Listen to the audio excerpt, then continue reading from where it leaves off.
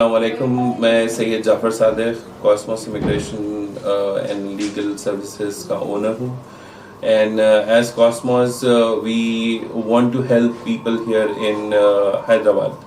We would be giving legal advices on immigration and student services. ये core services है हमारे. उम्मीद ये है कि इंशाल्लाह हैदराबाद में we would do our best in helping people. And reason यहाँ पे आने का ये है कि काफ़ी टाइम से हम लोग देख रहे हैं कि यहाँ पे लोग मिसगाइड हो जाते हैं. तो अल्हम्दुलिल्लाह we are qualified, we are experienced, a decade old company in Dubai, so we have started our new branch in India.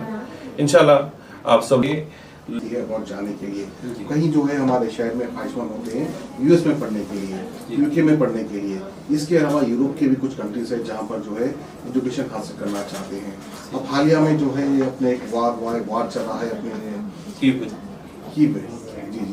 Kyiv अपने रशिया के बीच में. वहाँ पर जो है वार होने के बाद कई स्टूडेंट जहाँ पर कीव में एमबीबीएस कर रहे थे, वो स्टूडेंट्स की जो है पढ़ाई खत्म हो गई है, खराब हो गई है. वहाँ पर बाहर होने की वजह से जो है एजुकेशन को छोड़ के 20,000 छोड़ के जो हैदराबाद वापस आ गए हैं. तो बहरहाल कहीं ऐसे स्टूडेंट जिनको प्रॉपर नॉलेज नहीं होती है कैसा उनको गाइड करना है. तो आप सबसे पहले ये बताइए कि यूएस जाने के लिए जो ख्वाहिशमंद रखते हैं स्टूडेंट्स, वो किस तरह से अपना प्रोसेस करें और किस तरह से आपसे कॉन्टैक्ट करें. जी, प्राइमरी मैं एक छोटी चीज आपको क्लियर करना चाहता हूँ कि कोई भी स्टूडेंट जब कोई भी यूनिवर्सिटी या अब्रॉड स्टडीज के लिए जाना चाहता, कंट्री को उन्हें जहन में नहीं रखना. जी जी, ठीक है. उसकी क्वालिफिकेशन, उसकी लैंग्वेज स्कोर्स और उसके स्किल्स क्या मायने रखते हैं उसके फ्यूचर के लिए. बेस्ड ऑन दिस हम एडवाइस करेंगे कौन सी कंट्री सही है. माशी हालत भी है इसमें, बहुत सारी दूसरी चीजें हैं जो आपको जरूरी रहते सोचना. तो ये अभी क्या होता, आपके पास अगर मैं आया, मैं बोला भाई मैं यूएस जाना चाहता हूँ, आप बोलते चलो ठीक है फाइल कर देंगे. ये गलत तरीका है. क्योंकि अगर एक बच्चे का स्कोर एजुकेशन में किसी पर्टिकुलर कॉलेज के लिए एप्ट बैठ रहा, वहां पे स्कॉलरशिप मिल सकती, और वो कनाडा में है या फिर सिंगापुर में है या फिर दुबई में है या फिर ऑस्ट्रेलिया में है, और क्योंकि उसकी ख्वाहिश से भी लोगों को सुन के यूएस जाना चाह रहे हो, तो मैं वो ख्वाहिश को ऑनर नहीं करूंगा. मैं एडवाइस देने के लिए हूँ और मैं एडवाइस दूंगा कि भाई आपका ये कॉलेज जो चूज कर रहे हैं आप, ये सही नहीं है.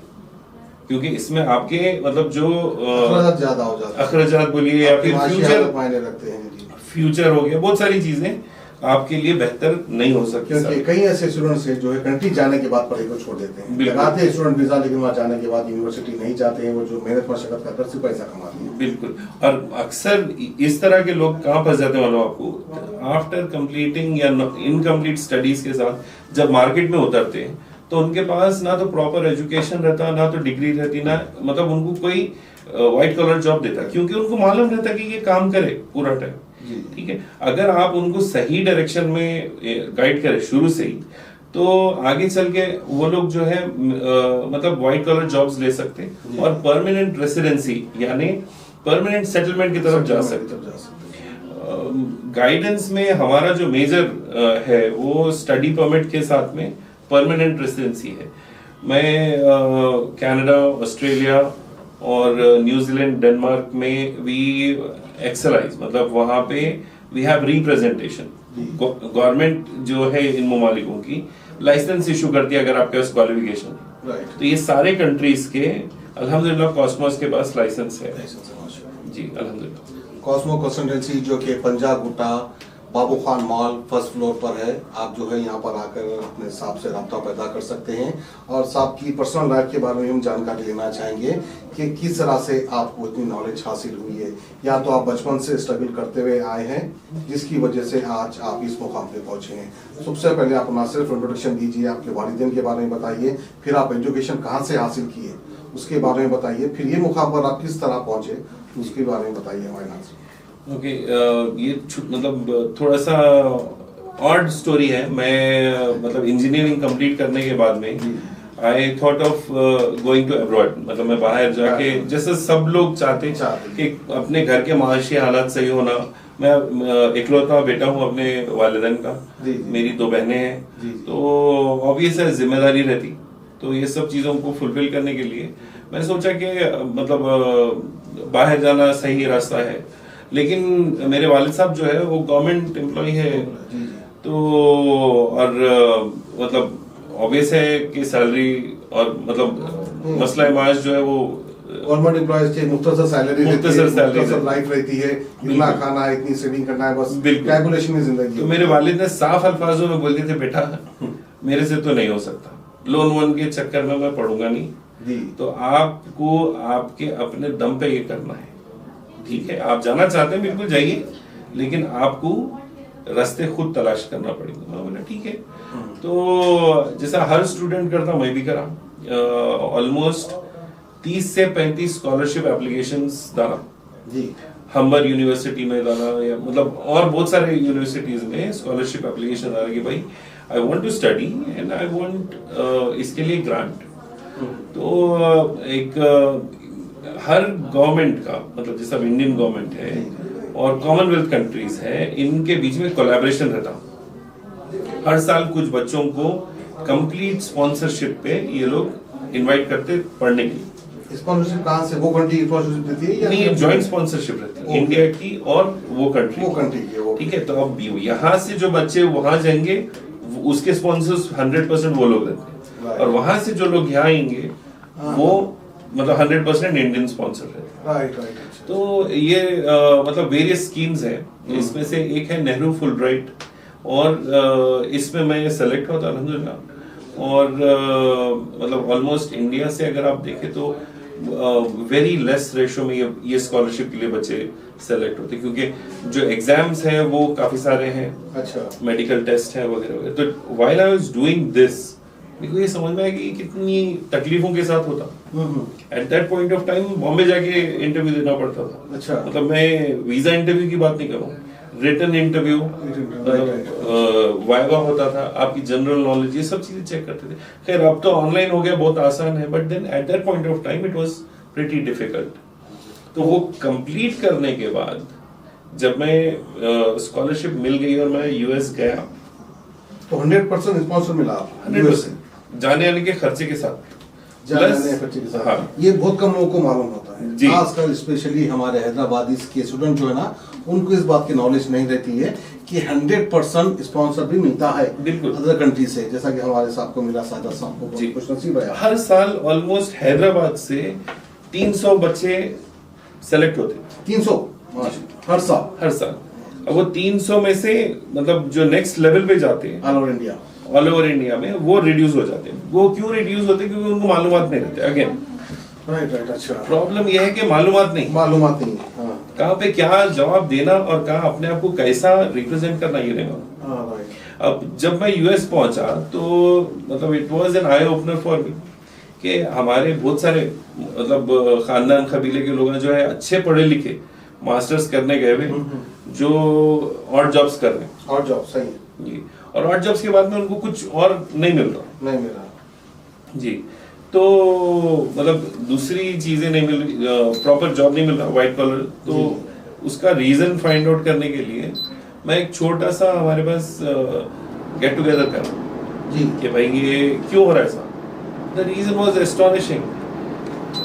जितने लोग इंटरव्यू के लिए जाते हैं वो 5 मिनट भी इंटरव्यू फेस नहीं करते। अच्छा, क्योंकि आप तालीम इंटरव्यूज तो अपने जो है एम्बेसी में होती है नहीं, ये वहाँ के इंटरव्यू की बात करो, व्हाइट कॉलर जॉब की। इंटरव्यू तो एम्बेसी में होता है यूएस का। अच्छा। जिसको एक सेट उनका माइंडसेट रहता हर एक इंसान के लिए, उसको देखते हुए आपको जवाब देना पड़ता। अच्छा। जो डॉक्यूमेंट्स आप सबमिट कर रहे हैं वो अलग है, लेकिन आपकी बॉडी लैंग्वेज और बहुत सारी चीजें आप यूएस में इंटरव्यूज की बात कर रहे हैं, किस तरह से व्हाइट कॉलर जॉब कर रहे हैं? जी। तो वहाँ पे पता ये चला कि भाई लोग पढ़ते नहीं, तवज्जो नहीं देते। जी। जो एक again it is not because they do not have a proper guidance. अच्छा, अगर उनको मालूम है कि भाई मेरे को इतने मतलब इतना काम करना है, कोई प्रॉब्लम नहीं है, ऑड जॉब करना बुरी बात नहीं है, लेकिन ऑड जॉब के साथ आपकी इंटर्नशिप और ये दूसरी जो जरूरी चीजें हैं जी, ये अगर आपको पता ही नहीं है कि मतलब कितनी जरूरी है, तो आप मतलब वो मिस कर देते। और जब आप ये मिस कर देते तो फिर आपको आइंदा अच्छी जॉब्स नहीं मिलती और H1 नहीं मिलता, बहुत सारी चीजें। तो ये देखने के बाद व्हेन आई केम बैक, मतलब क्योंकि स्कॉलरशिप का एक छोटा सा क्लॉज रहता कि आप जो है H1 डायरेक्ट अप्लाई नहीं करेंगे, आप इंडिया आएंगे और फिर वापस H1 अप्लाई करके प्रॉपर प्रोसीजर में आएंगे। तो ये करने के बाद में अल्हम्दुलिल्लाह आई वेंट टू दुबई। मैं यूएस जाना प्रेफर नहीं करा वालिदैन की वजह से, बट देन दुबई जाने के बाद अपना जॉब किया, कारोबार वगैरह स्टार्ट हुआ, अल्हम्दुलिल्लाह everything is going good there.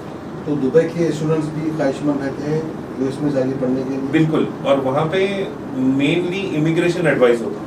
अच्छा, यानी आपके पास पीआर था पहले, मतलब लाइफ के कोई हिस्से में आप फॉर XYZ रीजंस वापस आ गए, तो वो पीआर को वापस गेन करने में या वो ग्रीन कार्ड को वापस गेन करने में मैं आपकी हेल्प करूँगा। आप ये तो लगी स्टूडेंट्स की बात। अब जो ख्वाहिशमंद रहते हैं कि भाई हम वेल सेट हो गए इंडिया में, अब हम इंडिया में रहना नहीं चाहते, हम दूसरी कंट्री में रहना चाह रहे हैं, तो उनकी इमिग्रेशन के लिए किस तरह के आप प्रोसेस करते हैं? देखिए, मेन जो है वो immigration is based on eligibility, ठीक है। आप मतलब कुछ कंट्रीज का पॉइंट बेस्ड रहता है, कुछ कंट्रीज का मतलब अपॉर्चुनिटी यानी आपके ऑक्यूपेशन के ऊपर डिपेंड करता है। अगर आपके लिए ये दोनों चीज़ें फेवरेबल है तो हम आपको आपके जितने पॉसिबिलिटीज़ हैं, जितने कंट्रीज में आप जा सकते हैं without any sponsor from there, ये आपको हम बताते हैं और फिर उसके बाद में आप ये करते हैं। स्टूडेंट्स के लिए क्या आप बोलेंगे, आप कौन सी कंट्री बेस्ट रहेगी? देखिए, मतलब एज ऑफ नाउ तो क्योंकि कोविड के बाद में हर कंट्री में एक स्कैसिटी है, बट उनके पास एक मतलब they want people who want to come to their country and study और वापस चले जाए आफ्टर अ टाइम। तो अगर हम मतलब फ्यूचर के हिसाब से देखें, प्रॉपर सेटलमेंट के हिसाब से देखें, तो यूएस है, कनाडा है, ऑस्ट्रेलिया है, ये 3 कंट्रीज मतलब में काफ़ी सारा स्कोप है बच्चों के लिए कि वो आइंदा अपनी लाइफ को बेटर कर सकते हैं। चीज़ें हैं, और प्राइमरी सबसे इम्पोर्टेंट क्या वो लाइसेंस है। मतलब अगर जैसे अभी आप मतलब अगर मैं आपकी बात करूं तो आपके पास लाइसेंस है कि आप न्यूज़ ब्रॉडकास्ट कर सकते हैं, ठीक है। ऐसे बहुत सारे लोग हैं जो मतलब फेसबुक पे इधर उधर लाइव लगा के भी काम चला रहे हैं, बट देन ऑथेंटिसिटी कहाँ है? ऑथेंटिसिटी लाइसेंस होल्डर के पास रहती। तो मेरी एडवाइस यही है कि आप अपना एक कंप्लीट बेसिक होमवर्क करिए। आप प्रोफेशनल नहीं है तो ऑब्वियस है कि आपको हर्डल्स आएंगे, you need a professional help, we are there to help you, but आप अपनी एक कंप्लीट रिसर्च करके रुजू हुई इंशाल्लाह सबसे। जैसा आप बेसिक आपसे एक सवाल करना चाहूँगा कि तकरीबन मोर देन 50% स्टूडेंट्स जो चाहते हैं कि उनको स्टूडेंट का वीज़ा लगे, वो जाकर पढ़ना नहीं चाहते, ये वो चाहे यूएस हो या यूके हो या ऑस्ट्रेलिया हो, वो वहाँ जाकर सेट होना चाहते हैं, पैसे कमाना चाहते हैं, तो उनके लिए क्या बात? वो भी रास्ता गलत तो नहीं जाके? देखिए, आपको मैं एक बात बताऊं, उमूमन सब लोगों को एक अगेन जैसा आप सवाल पूछे, बड़ा ही प्यारा सवाल है, बहुत सही सवाल है। सिटी का जी जी, आपको 20 आवर्स यानी आपको वीक में 3 दिन काम करने का गवर्नमेंट की तरफ से लीगल वे है, ठीक है, परमिशन। अब आपका काम है कि आप वो लीगल परमिशन को उतना ही यूज करिए, प्लस आपको इंटर्नशिप के मौके मिलते हैं जो पेड रहती है, जो ये मतलब जो आपकी जो टोटल आवर्स है इसमें नहीं कैलकुलेट होती। आप अपना कोर्स जल्दी से जल्दी खत्म करने की कोशिश करिए ताकि आपको मतलब ऑन जॉब प्लेसमेंट मिल सके। उमूमन लोग क्या करते हैं, अपने जो आप पूछ रहे हैं कि भाई सेट क्यों नहीं होते, जैसे अभी आपको वीजा मिला एजुकेशन का for a period of 2 years, ठीक है, आपका कोर्स 1 साल का है। आप क्या करते हैं, उमूमन मैं देखा ये हैदराबाद में कि बच्चे अपना कोर्स को लेंदी कर लेते हैं, खींच रहे कई को, बस वो क्योंकि अगर स्पॉन्सर खत्म हो गया कॉलेज तो फिर नया स्पॉन्सर नहीं मिलेगा सोच के, ये डर गैर जरूरी है। मिलता स्पॉन्सर, आप अपनी पढ़ाई सही रखें तो स्पॉन्सर आराम से मिल जाता है, लेकिन आप पढ़े ही नहीं तो फिर मतलब ऑब्वियस है, आप अगर बैक बेंचर है क्लास में तो जॉब प्लेसमेंट तो नहीं होता ना, तो मेहनत करना जरूरी है। बहुत बहुत शुक्रिया सरदार साहब, इंशाल्लाह फिर हम यूं ही आते रहेंगे इंशाल्लाह और जानकारी आपसे